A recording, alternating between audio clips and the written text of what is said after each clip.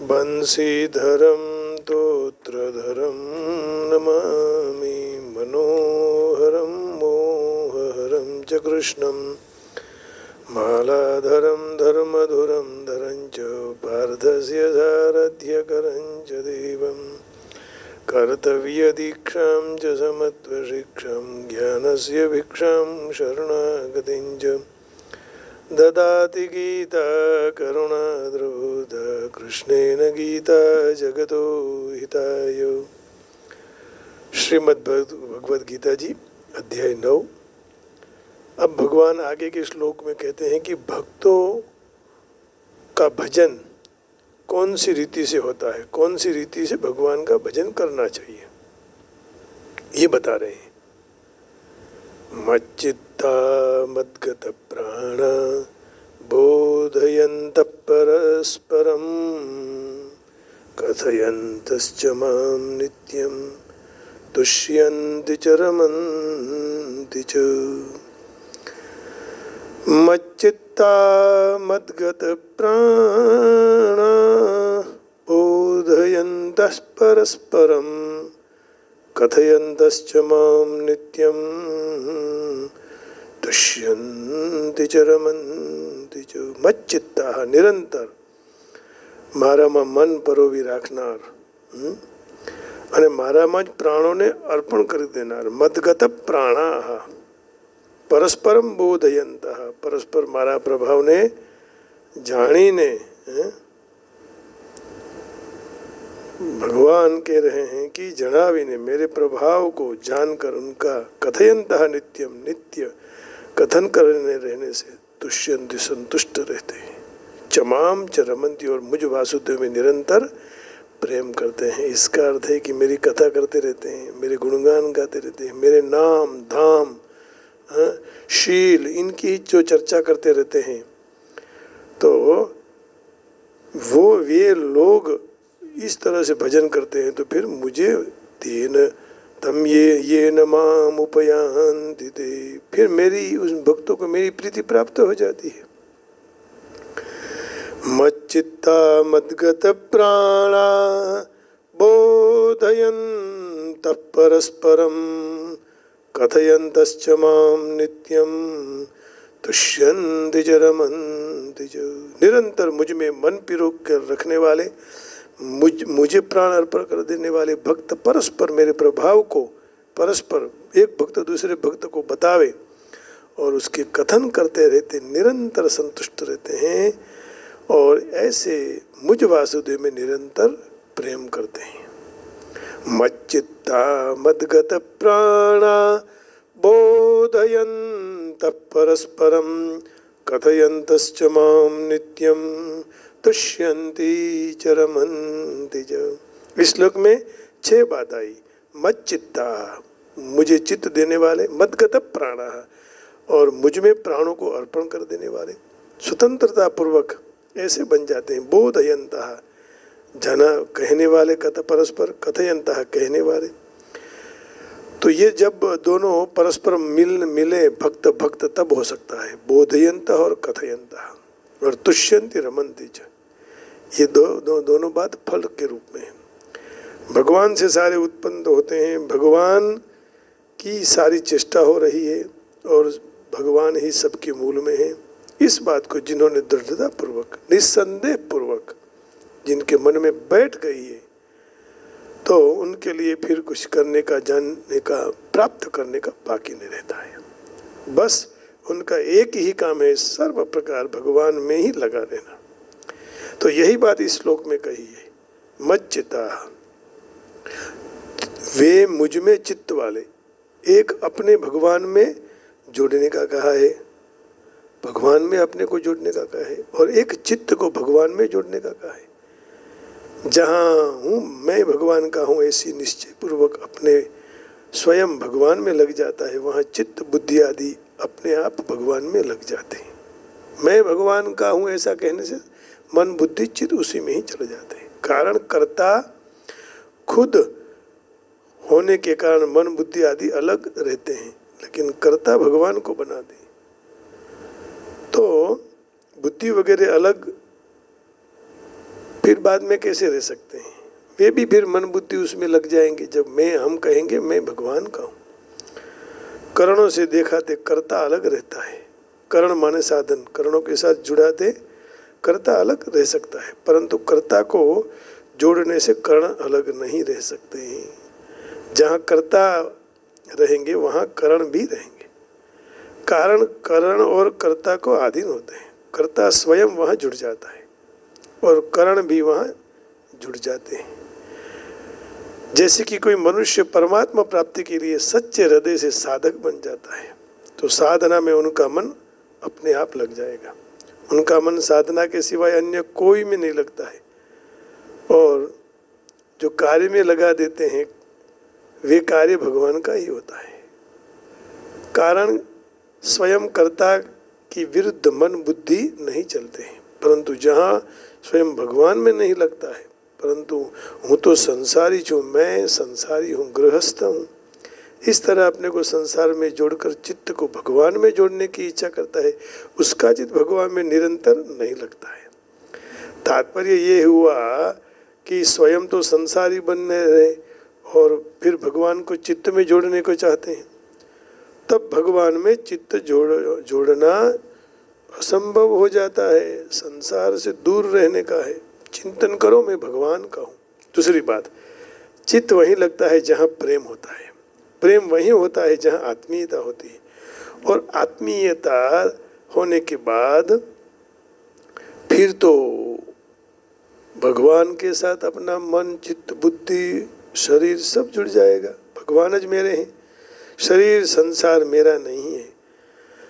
मेरा प्रभु पर पूर्ण अधिकार है, इसलिए वह अपने प्रति मेरी की ओर वर्ताव और विधान कर सकते हैं, परंतु मेरा प्रभु पर कोई अधिकार नहीं है। भगवान का मुझ पर अधिकार है, अर्थात वे मेरे हैं और मैं जैसे इच्छता हूँ वैसे वो करेंगे।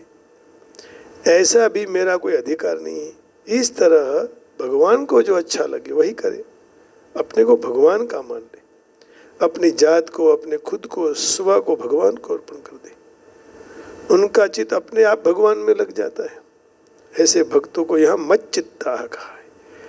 मच्चित्ता पद में चित्त की अंतर्गत ही मन है, मनोवृत्ति अलग नहीं है। गीता में चित्त और मन ने एक ही कहे हुए और अलग अलग भी दोनों बात कही है। भूमिरापो नलो वायु खम मनो बुद्धिरेव च। भूमिरापो नलो वायु खम मनो बुद्धिरेव च, 8 बाबत है ना 7वें अध्याय का। अहंकार इति यम में भिन्ना प्रकृति रष्टता, तो यहाँ मन के अंतर्गत चित्त है। मनः संयम्य मत चित्ता, यही मन और चित्त अलग है। मनः संयम्य मत चित्ता, परंतु इस श्लोक में मत चित्ता पद में मन और चित्त एक ही है, दो नहीं है। मदगत प्राण, और उसमें प्राण और मन मुझे ही अर्पण हो गए हैं। प्राणों में 2 बातें, जीना और चेष्टा। ये भक्तों का जीना ही भगवान के लिए है और शरीर की तमाम चेष्टाएं क्रियाएं भगवान के लिए है। शरीर की जितनी क्रियाएं होती है उसमें प्राणों का प्राधान्य होता है। इसलिए भक्तों की यज्ञ अनुष्ठान आदि शास्त्रीय भजन ध्यान कथा कीर्तन भगवत संबंधी खाना पीना आदि शारीरिक खेती व्यापार जीविका संबंधी सेवा सामाजिक आदि आदि जितनी क्रियाएं हैं सारी भगवान के लिए हो रही है। तो उनकी क्रियाओं में क्रिया भेद तो होता ही है, परंतु उद्देश्य भेद नहीं होता है। उनकी तमाम क्रियाओं एक भगवान के उद्देश्य से होता है, इसलिए भगवतगत प्राण हो जाते हैं। जिस तरह गोपी गीत में है ना, भगवान को कह रहे हैं कि हमने हमारे प्राण भी आपको अर्पण कर दिए हैं।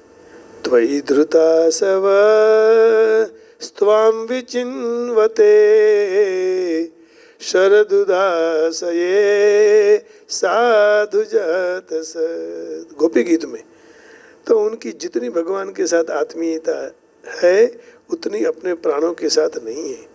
हर एक प्राणी कोई भी अवस्था में अपने प्राण को न छूटे और इस रीति जीने की इच्छा रहती है और जिजीविषा रहती है और प्राणों का मोह होता है, स्नेह है, परंतु भगवान के भक्तों को प्राणों में मोह नहीं रहता है, उनमें हम जीते रहें ऐसी इच्छा भी नहीं रहती, मरने का भी भय नहीं है, न उनको जीने की दरकार है न मरने की, उनका केवल भगवान को प्राप्त करने का ही लक्ष्य है। कारण क्यों? वो सारी तरह से जान गए हैं कि मरने से प्राणों का वियोग होता है, भगवान का कभी वियोग नहीं होता है। प्राणों के साथ हमारा कोई संबंध नहीं, परंतु भगवान के साथ हमारा स्वतः घनिष्ठ संबंध है। प्राकृत प्रकृति का कार्य है कि हम स्वयं भगवान के अंश हैं, मदगत प्राण। तो उसके लिए साधक सबसे पहले उद्देश्य रखना चाहिए कि हमारे तो भगवत प्राप्ति ही करनी है, हमको तो सांसारिक चीज प्राप्त हो या न हो, हम स्वस्थ रहें बीमार रहें, हमारा आदर हो अनादर हो, और हमको सुख मिले न मिले, इसके साथ हमारा कोई मतलब नहीं। क्या मतलब? भगवान के साथ हम दृढ़ हो जाए, दृढ़ उद्देश्य के साथ जातक भगवत प्राण हो जाए। बोधयंत परस्परम, तो वे भक्तों को भगवत भाव वाले भगवत रुचि वाले भक्तों को मिल जाते हैं, उनकी परस्पर बात होती रहती है, फिर वे एक दूसरे को भगवान के तत्व रहस्य गुण प्रभाव आदि की चर्चा करते हैं। एक विलक्षण सत्संग होता है। सताम मयम सारभूताम निसर्गो यदर्थवान् श्रुति चेतसामपि प्रतिक्षणं नव्यदच्युतस्य यस्त्रियं विटानाम इव साधुवार्ता। सार्वतत्व को धारण करने वाले पुरुषों का स्वभाव होता है कि वे उनकी वाणी कान अंतःकरण भगवान की लीलाओं को गाने के लिए, सुनने के लिए, चिंतन करने के लिए होता है। जिस तरह लंपट पुरुषों को स्त्रियों की चर्चा में रस पड़ता है, उसी तरह भक्तों को भगवान की लीलाओं में कथा में नित्य रस पड़ता है।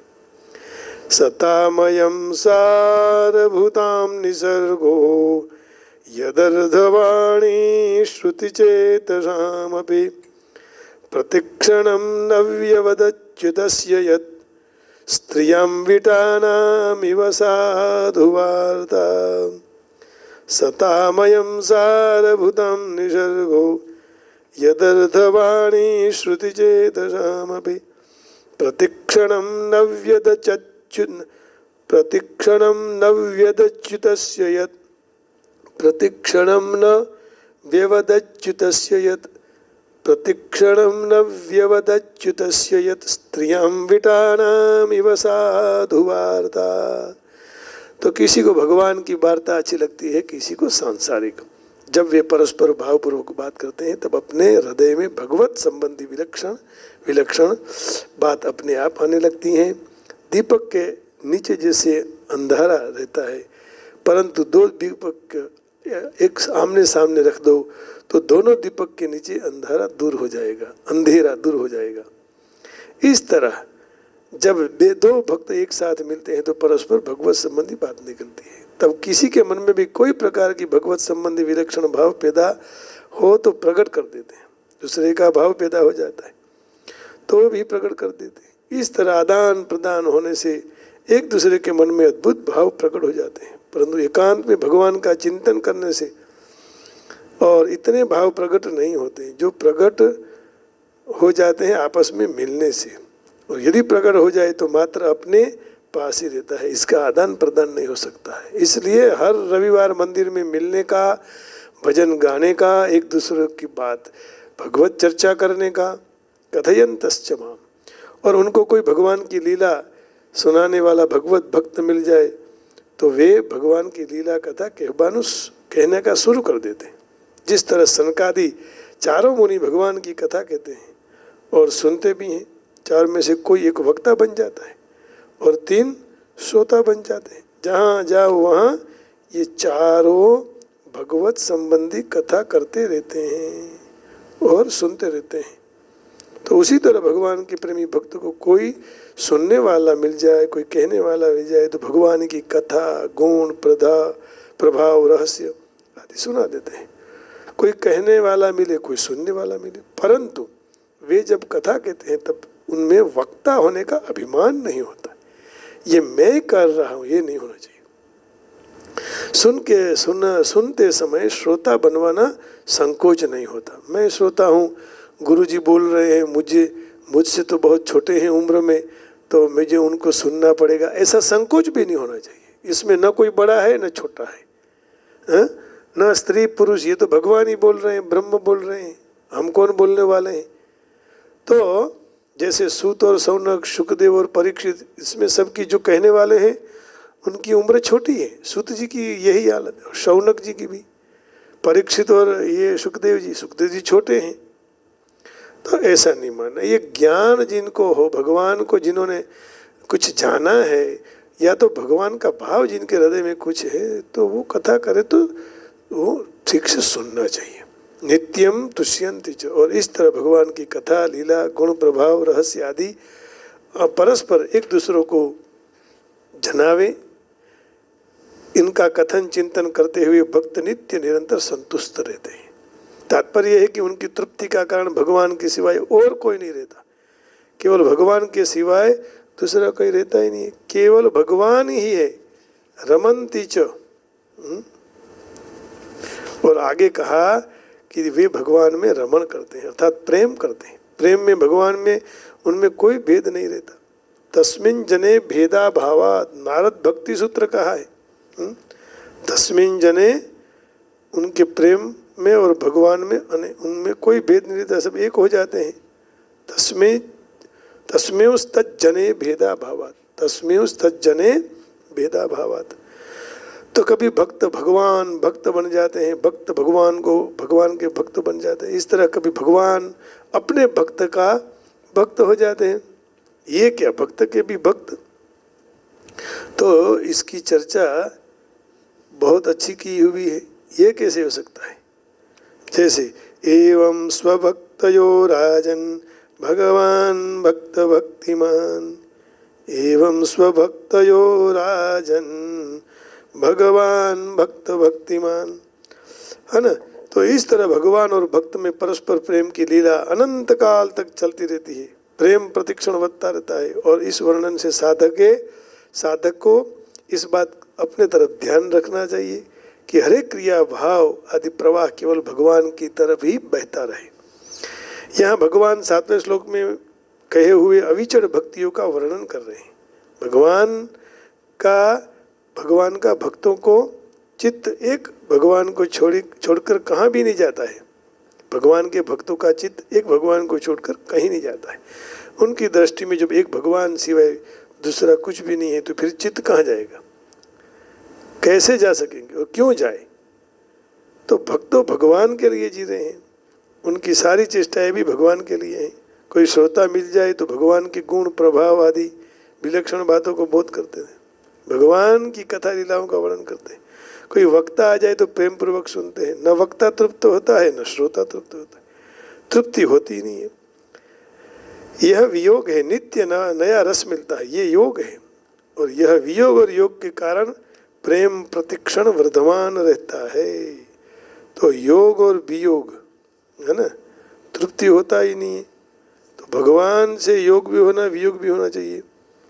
कहा है नारद भक्ति सूत्र में, कंठावरोधरो मांचाश्रुभिः परस्परम लपमानाः पावयन्ति कुलानि पृथिवीं च। कंठावरोधरो मांचाश्रुभिः परस्परम, ऐसे अनन्य भक्त कंठावरोध रोमांच, आंसू निकालते हुए, नेत्रों से परस्पर संभाषण, प्रश्नोत्तरी वार्तालाप करते हुए अपने खुद कुड़ को और पृथ्वी को पवित्र कर देते हैं। कंठावरोधरो मांचा अश्रुभिः परस्परम लपमानः पावयन्ति कुलानि पृथिवीं च। कंठ अवरोध रोमांच अश्रुभिः, कंठ अवरोध रोमांच अश्रुभिः परस्परम लपमानाः पावयन्ति कुलानि पृथिवीं च। पूर्व श्लोक में भक्तों के द्वारा होने वाले भक्त जनों का प्रकार दिखाकर अब आगे के 2 श्लोक में भगवान उनके पर विशेष कृपा करने की बात बताएंगे। तो यहाँ इसी को हम, इसका भाव पूरा हो गया है, विराम देते हैं। थोड़ा समय परम पूज्य ऐसी भक्तिवेदांत स्वामी प्रभुपाद जी के विचार को ले लेते हैं। यहाँ जो शुद्ध भक्तों के लक्षण का उल्लेख किया है वे निरंतर भगवान के दिव्य प्रेम में भक्ति में निमग्न रहते हैं। उनके चित्त कृष्ण के चरणों कमल में से दूर ही नहीं होते हैं। उनकी बातचीत मात्र आध्यात्मिक विषय और संबंध से ही होता है। इस श्लोक में विशेष तरह से शुद्ध भक्तों का लक्षण का वर्णन किया गया। भगवत भक्त परमेश्वर के गुण, उनकी लीलाओं को गान करने में सदा तल्लीन रहते हैं। उनके हृदय में प्राण नियंतर कृष्ण में निमग्न रहते हैं। वे अन्य भक्तों के साथ भगवान की चर्चा करने में आनंद का अनुभव करते हैं। इसलिए मंदिर में आकर संसार की बातें न करके केवल भगवत चर्चा करने की, सांसारिक बातें नहीं करने की, लेकिन ज़्यादातर हम लोग क्या करते हैं, संसार की बातें करते हैं। तो भक्ति की प्रारंभिक अवस्था में उनको सेवा करने में दिव्य आनंद का आस्वादन करते हैं। परिपक्व अवस्था में वास्तव में भगवत प्रेम में अवस्थित हो जाते हैं। ठीक है, आकर थोड़ी बात कर लो, लेकिन धीरे से मन को भगवत चर्चा में लगा दो। जब वे दिव्य स्थिति को प्राप्त कर लेंगे तब वे सर्वोच्च सिद्धि का आस्वादन करते हैं कि जैसे भगवत धाम में प्राप्त हो जाते हैं। भगवान चैतन्य दिव्य भक्ति को जीने में, हृदय में बीजारोपण करने में उपमा देते हैं। ब्रह्मांड के विभिन्न लोक में प्रवास करने वाले अगणित जीव हैं, है ना, और भक्ति का ज्ञान प्राप्त करने के लिए सद्भाग्य को प्राप्त करते हैं। यह भक्ति बीज है, यह भक्ति बीज जेवी छे जो तेने जीवना हृदय में वावવામાં આવે तो जीव के महामंत्र का कीर्तन और श्रवण करता रहे। भक्ति नाम का बीज यदि बो दिया जाए तो फिर हरे कृष्ण कृष्ण कृष्ण हरे हरे, हरे राम राम राम हरे हरे, हरे राम राम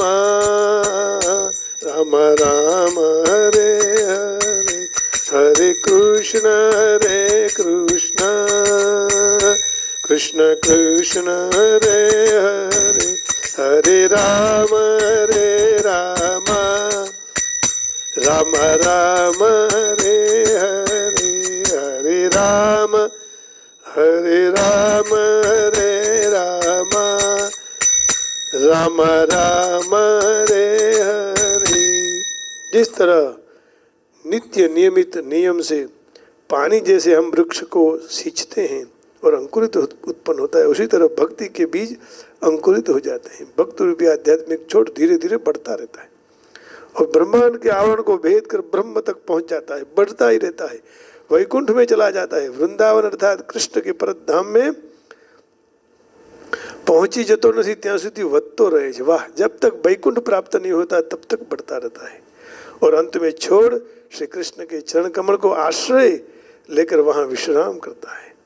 जिस तरह एक छोड़ को क्रम से फल फूल आते हैं, उसी तरह भक्ति रूपी छोड़ को भी फल आने लगते हैं, सिंचन होता रहता है। तो कृष्ण भगवान के चरण में आश्रय लेना चाहिए। अब भक्ति रूपी आध्यात्मिक छोड़ धीरे धीरे बढ़ता है, फिर वह आकाश ब्रह्म नहीं पद तक बढ़ता रहता है। तो इसकी विस्तृत भक्ति रूपी छोड़ का चैतन्य चरितामृत में विशेष वर्णन है। स्पष्टता की जब संपूर्ण छोड़ भगवान के चरण कमल का आश्रय ले ले तब भक्त भगवत प्रेम में पूरा मग्न हो जाता है, पूर्ण रीत से लग जाता है। जिस तरह मछली जल के बिना जी नहीं सकती, वैसे भक्त भगवान के संग बिना एक क्षण भी जी नहीं सकता है। ऐसी अवस्था में भक्त भगवान संसर्ग ही वास्तव में दिव्य गुणों को प्राप्त करता है। श्रीमद् भागवत में भी भगवान और उनके भक्त दोनों के संबंध के विषय चर्चा की है। इसीलिए श्रीमद् भागवत भक्तों के अत्यंत प्रिय हैं। भागवत जी सबको प्रिय है क्योंकि अत्यंत भगवान की दिव्य कथा है। श्रीमद् भागवतम पुराणममलम यद वैष्णवानां धनम। तो ऐसी कथा में दुन्यवी कार्य आर्थिक विकास, इंद्रिय तृप्ति और मोक्ष के विषय कुछ नहीं है। श्रीमद् भागवत ऐसी एकमात्र कथा है जिसमें भगवान और भगवत भक्तों की दिव्य प्रकृति का संपूर्ण वर्णन दिखाई देता है। भागवत में भक्तों का वर्णन जाता है। इस तरह तरुणी तरुणी के संग आनंद लेते हैं, वैसे तरुण तरुणी के संग आनंद लेते हैं, वैसे उसी तरह कृष्ण भक्ति परायण जीव दिव्य साहित्य का पुनः पुनः श्रवण करके आनंद को प्राप्त कर लेता है। तो जीवन में यही सबसे सर्वोत्तम है कि हमें आनंद लेना चाहिए। कोई कैसा आनंद? भगवान के नाम का आनंद लेना चाहिए। भगवान के सिवा और कुछ कोई नहीं है हमारे, ये आनंद लेना चाहिए। मच्चित्ता मदगत प्राणा। और इसके लिए केवल हरे कृष्ण हरे कृष्ण करते रहिए, मंगल हो जाएगा। श्री राम बोलते रहिए। अब देखो मज्जित्ता मदगत प्राणा हो गया ना। अब ये 9वां श्लोक है। 9वें श्लोक में भगवान ये कर रहे हैं, the thoughts or doubts of my pure devotee dwell in me. Their lives are fully devoted to my service, and they derive great satisfaction and bliss from always enlightening on another and conversing about me. मच्चित्ता मदगत प्राणा. The thoughts of my pure devotees dwell in me. Their lives are fully devoted to me service, and they derive great satisfaction and bliss from always enlightening on another and conversing about me. है ना? सब मेरा ही चिंतन करे, मेरी बात करते रहे और मुझे ही याद करते रहे, उसके सिवाय और कुछ नहीं। तो यही सच्चे भगवान के भक्त होते हैं। आइए अब एक भगवान को एक छोटा सा भजन अर्पण कर दें और फिर हम थोड़ा चिंतन करेंगे और भगवान का नाम लेंगे ना, भगवान का कीर्तन करेंगे। जनक राजा का मांडवा ये कल गया था। अब पग मने धोवा द्यो ने रघुराई, ये तो बहुत अच्छा भजन है रामचरितमानस में, है ना। पग मने धोवा द्यो रघुराय, हे जी मन पग धोवा द्यो रघुराय, हे जी मन शक पड़्यो ए मन माए, पग मन धोवा द्यो रघुराय। राम लक्ष्मण जानकी जी तीर गंगा ने जाए, हे जी राम लक्ष्मण जानकी जी तीर गंगा ने जाय जी। नाव मांगिए पार उतरवा, गृह बोल्या ए मन माई, ए जी मन पग ए धोवा द्यो रघुराय, पग मन धोवा द्यो रघुराय। ऐसा जब भी अवसर मिले कभी मत भूलें, संतों के चरण धोइए। रज तुम्हारी कामण गारी, नाव नारी बनी जाए, ए जी तो हमारा रंग जनी आजीविका ठड़ी जाए। हे प्रभु मने हे पग धोवा द्यो रघुराय, हे जी मन शक पड़्यो रे मन माई। बोल्यो सुनी भील जननु, जानकी जी मुस्काए, ए जोने अभण के टलो याद राखे, अन पेला भणेला भूली जाए, એ પગમાને ધોવા દ્યો રઘુરાય. બાવડું ઝાલી રામજીનું નાવ મહી લહી જાય. પાર ઉતરી પૂછ્યું પ્રભુએ, એ જોને પાર ઉતરી પૂછ્યું પ્રભુએ, શું લેશો ઉતરાઈ. પગમને ધોવા દ્યો રઘુરાઈ. हे पगमन धोवा द्यो रघुराई. आगे के शब्द देखिए कितने मनोहर है, बहुत समझने लायक हैं. भाई ले नहीं भाई पासे थी आपड़े धंधा भाई. भाई न ले ए भाई पासे थी आपड़े धंधा भाई. एजी काग बोलो खारवो लिए नहीं ખારવાની ઉતરાઈ.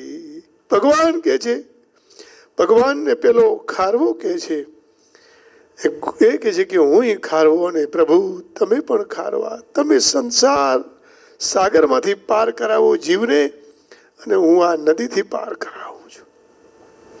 ભાઈ ન લે ભાઈ પાસેથી આપણે ધંધા ભાઈ. એજી કાગ બોલ્યો ખારવો લે નહીં ખારવાની ઉતરાઈ. પગમને ધોવા દ્યો રઘુરાઈ. હું એ નાવિક ને તમે રે નાવિક, લેવું દેવું નહીં કાંઈ. હું એ નાવિક ને એજી તમે રે નાવિક, લેવું દેવું નહીં કાંઈ.